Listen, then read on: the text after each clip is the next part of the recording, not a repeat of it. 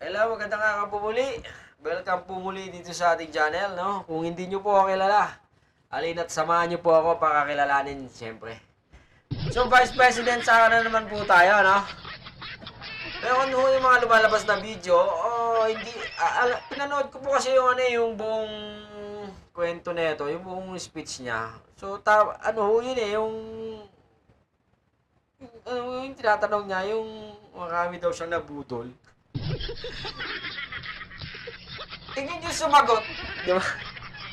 Although hindi niyo nasagot pero ang sinagot ng nasa harap niyang estupido, pakinggan niyo. Tuloy ninyo na pagtitiwala sa akin kahit na marami ang Di ba? Maging siya nagulat sa sagot no? Nagulat po siya sa sagot.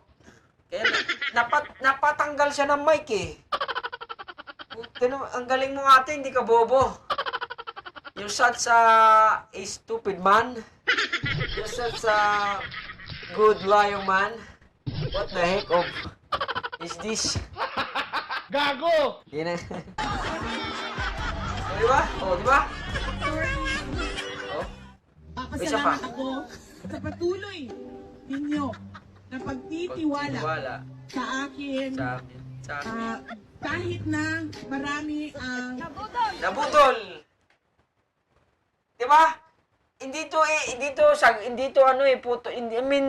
po siya edited kasi sumagot pa po si Sarah Alam naman ho natin yung edited Sumagot pa po si Sarah. Tingnan nyo, talagang nagulat siya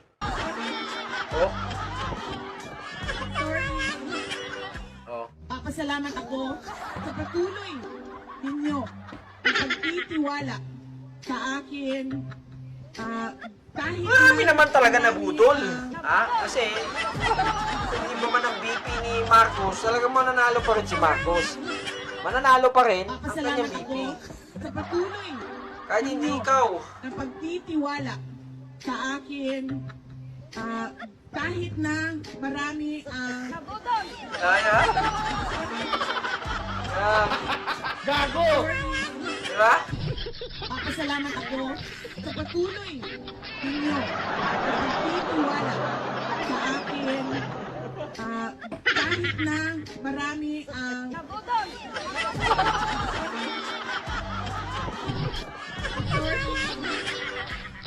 papasalamat ako sa patuloy ninyo na pagtitiwala sa akin kahit na marami ang Nabudol. Tama. Ito yung patunay na kung dalawa lang yan kung di man loyalista si ate na nagsabi na nabudol, pagtitiwala ano siya, tanga siya. kahit na Yun marami Hindi siya loyalista, tanga siya. Dalawa lang po yun. Di ba? Kasi, putya, bakit, ang ina,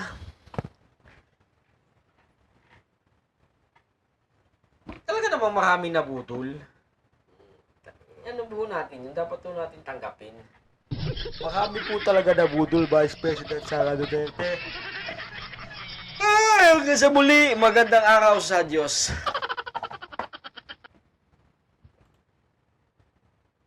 Vice President Duterte questioned our national debt.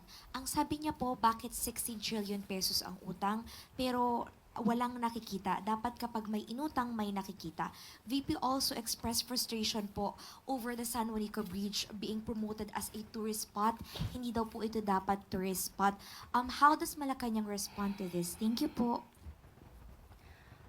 May kasabihan nga tayo, ang hindi marunong tumingin sa pinanggalingan. Hindi talaga malalaman ang katotohanan. Okay, ang tandaan po natin, ang utang na 16 trillion ay kabuuang utang ng gobyerno simula pa noong mga nakaraang administrasyon.